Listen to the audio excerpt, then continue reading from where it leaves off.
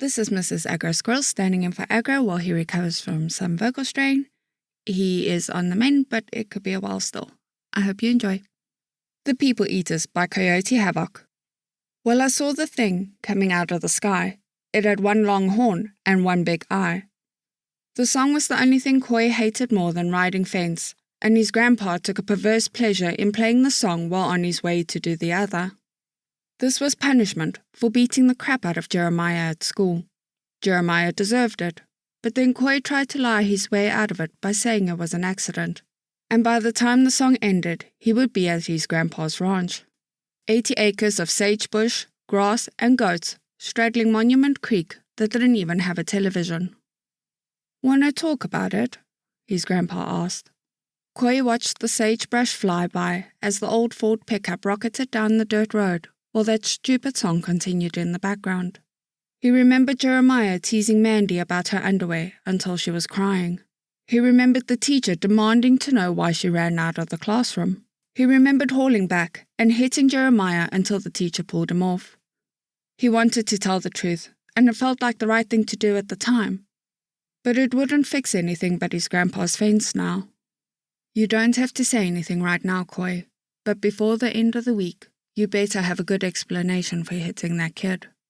Grandpa's fence was 2.5 miles of rusty barbed wire wrapped tightly around dilapidated wooden posts that had stood defiantly against the hardest winds and winters that Wyoming could deliver. A few of the posts were supported only by the wire, having rotted away at the base. Koi had done this too many times before. He had to stay clear as Grandpa cut the wire, and Koi would dig out the old post so that a new post could replace it. Koi would sit there holding the post steady while his grandpa wrapped the new wire around all 3 posts as tight as he could. As boring as it sounds, actually doing it was far worse. It wouldn't have been so bad if he had some... Thwunk! Koi felt the impact through the post and looked down to where the tiny arrow had embedded itself maybe an inch away from his leg. "Koi!" Grandpa yelled, sounding like he was scared to death. "Don't move!" The last time his grandpa had sounded that scared was when Koi had gotten within striking distance of a rattlesnake. The arrow looked like it had been made from a twig with fetchings that looked like they were made from a chicken feather and dyed a reddish brown. What was visible of the arrowhead was incredibly narrow, off-white, almost like a... Thwunk! Time seemed to slow down as he saw the second arrow impact right next to the first, and he could feel the panic rising inside him. The second arrowhead hadn't sunk in nearly as deep, and Koi could see the bone arrowhead clearly. "Grandpa? It's going to be okay, Koi. Just don't move." His grandpa was trying to sound calm, but the tremble in his words betrayed him. Somewhere in front of him he could hear a rustle in the brush and a high-pitched voice. "Sa, ne, atsnuka?" "Grandpa!" Just a little bit longer. Thwunk. "Koi, run!" Koi had already launched into a sprint as the arrow hit his calf, followed by searing pain shooting up his thigh. He could hear wild whooping of celebration closing in on him, and then the blast from his grandfather's revolver, before something caught his leg from behind, forcing him to stumble. Koi screamed as he fell, kicking wildly, and something beyond terror filled his mind as the diminutive human figure came free from his leg. Bright red eyes and sharpened teeth bared in a fierce smile, as it pulled a small stone knife from around its waist, falling right towards Koi's face. Another shot rang out, catching the creature in the side and folding it like a soaked towel being pulled off a clothesline by a stiff wind. His grandpa was there a moment later, revolver in hand, picking Koi up in his arms and taking off at a dead sprint, the diminutive voices screaming in anger close behind. The throbbing in Koi's leg had gotten worse, and his head pounded with every beat of his heart. At the same time, he felt tired, like when he stayed up late watching videos on his phone. "Stay with me, Koi," his grandpa pleaded from somewhere far away. Koi tried to open his eyes, catching sight of the tiny humans chasing after them through the sage and creosote, and then the sound of the pickup truck door being opened as he was dumped in the cab like a sack of potatoes. He heard the revolver fire one more time. "Grandpa?" Koi asked weakly. "I'm going to get you to a hospital right now. Just hang on." "Who? What are they?" The engine turned over, and he could hear the gears in the transmission grind in protest before the truck lurched forward violently. Something that should have died hundreds of years ago. He wanted to ask what his grandpa meant by that, but the words wouldn't come out. It felt like he had sawdust packed in his mouth, and the truck interior faded to a deep grey. "Thomas, it's Clark. You said they all died a long time ago." Koi felt like he was drifting, being pulled downstream by a raging river. It was getting difficult to breathe, to keep his eyes open. "Meet me in Casper. I'm on my way to the hospital, right?" Koi felt himself go limp and roll off the seat onto the floor of the truck. His world was spinning and he was so tired. "Koi, he's coming around." The voice was shaky and scared, but relieved. "You did good getting him here as fast as you did. Any later and he might not have made it." "Grandpa?" "I'm right here, Koi. You just rest, okay?" his grandpa said reassuringly. "Koi," the first voice called to him. "My name is Dr. Wells. You were bit by a rattlesnake, but you'll be okay in about a day or two." "A rattlesnake?" Koi asked, confused. "Shh," a third voice coaxed. "Your grandson is very brave, but he should rest. I will watch over him while you two talk." Koi opened his eyes to see the third person in the room. A very old man with dark copper skin and eyes that burrowed into Koi's soul. "You have questions," the old man said. "Who are you?" Koi asked. "My name is Thomas Whitecloud, but that is not the question you want to ask, is it?" "Who?" "We call them Nimerigar. Nimerigar.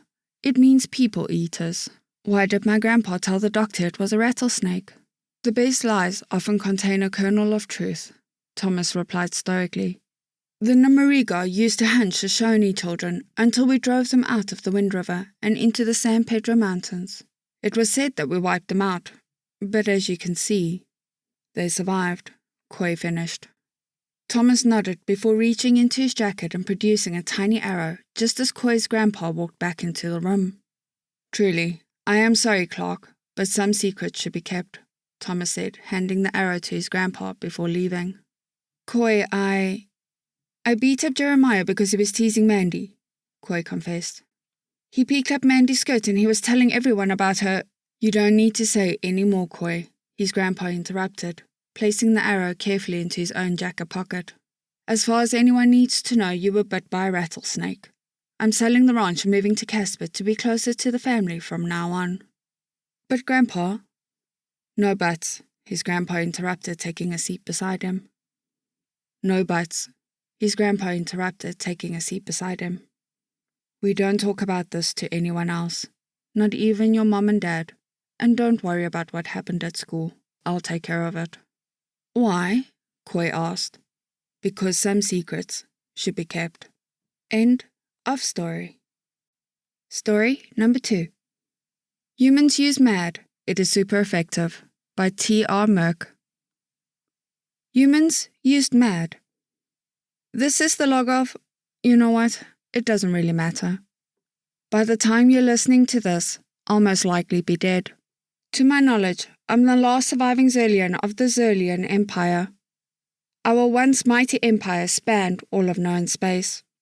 Countless galaxies have been under our control for 23 million years, giving or taking a dozen centuries. Our downfall was underestimating a single race, humans as they were called. Like most species, the Xerlian Empire sought to conquer.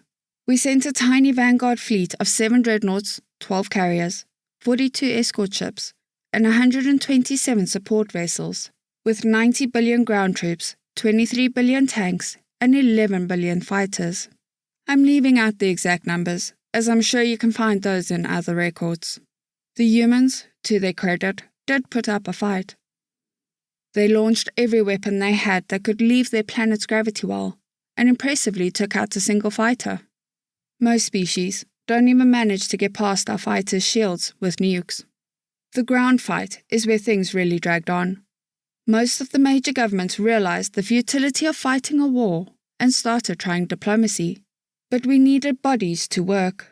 It was the humans who lived away from the major cities that put up the most resistance. We lost thousands of soldiers when they discovered their more primitive firearms could pierce our troops' armor. They were drones, so it wasn't much of a concern. However, the humans told us it would be more efficient to leave them. And enclose the remote areas they were hiding than to sacrifice 1,000 drones to capture hundreds, which wasn't worth it. The logic was sound.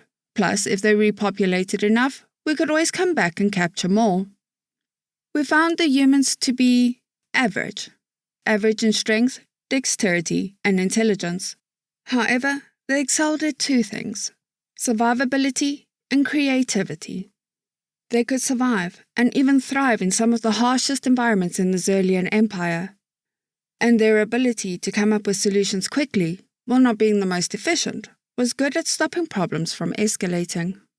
Over time, generations of humans started doing something no other species had done. They started integrating with Xerlian culture.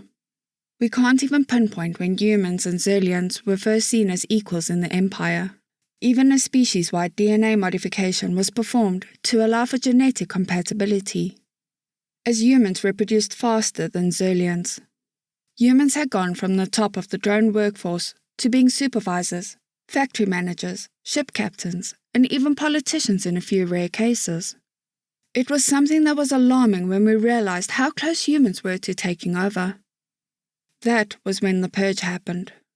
Humans were stripped of authority and positions and forced to go back to drone leadership roles they had before.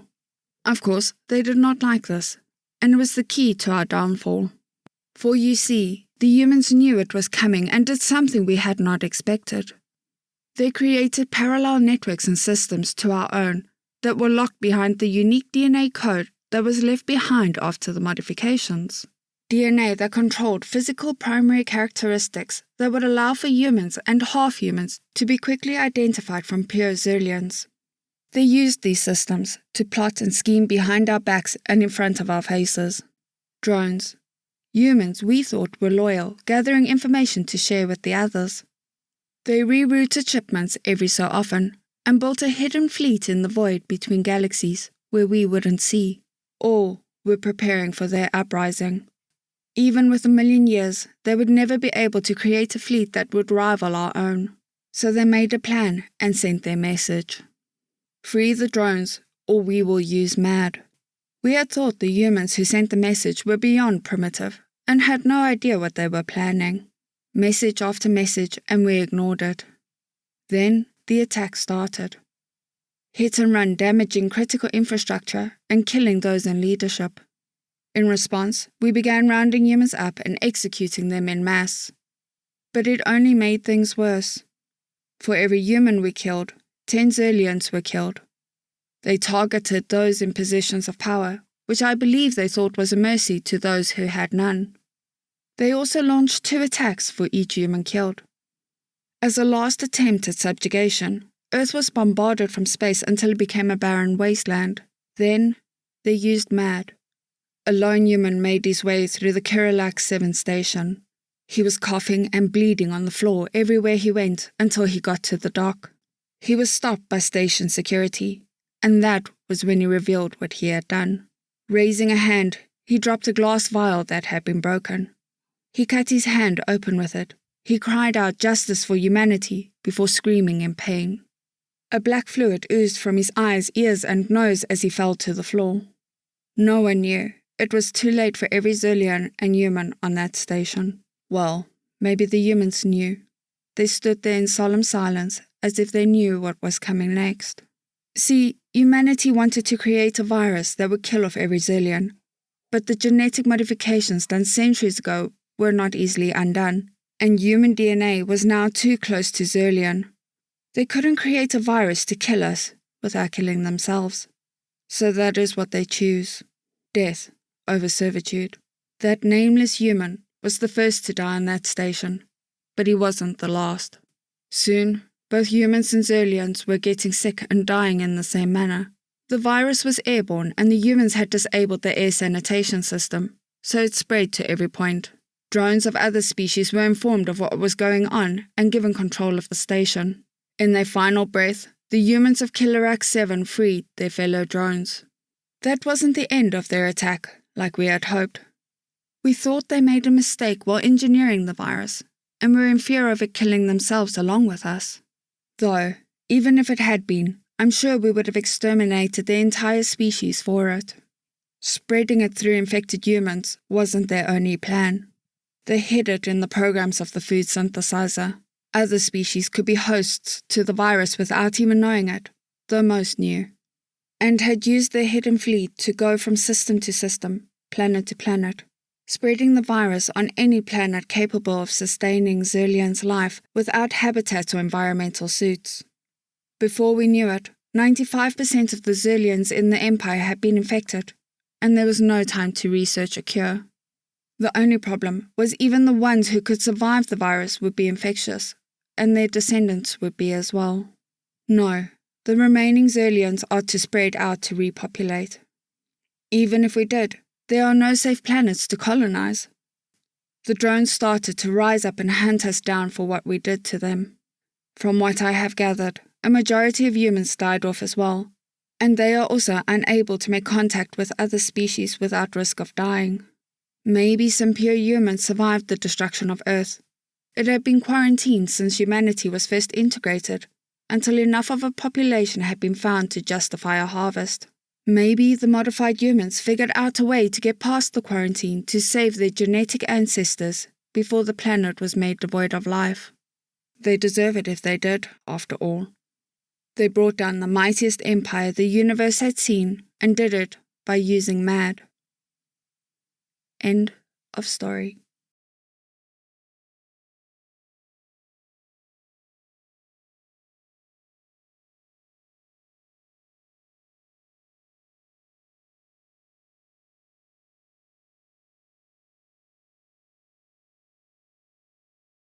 I'd greatly like to thank our Tier 5 channel members, Casper Arnholt, John Creighton, Manatharia, 050, Dragzoon WRE, and Elijah Silvercross. Thank you very much.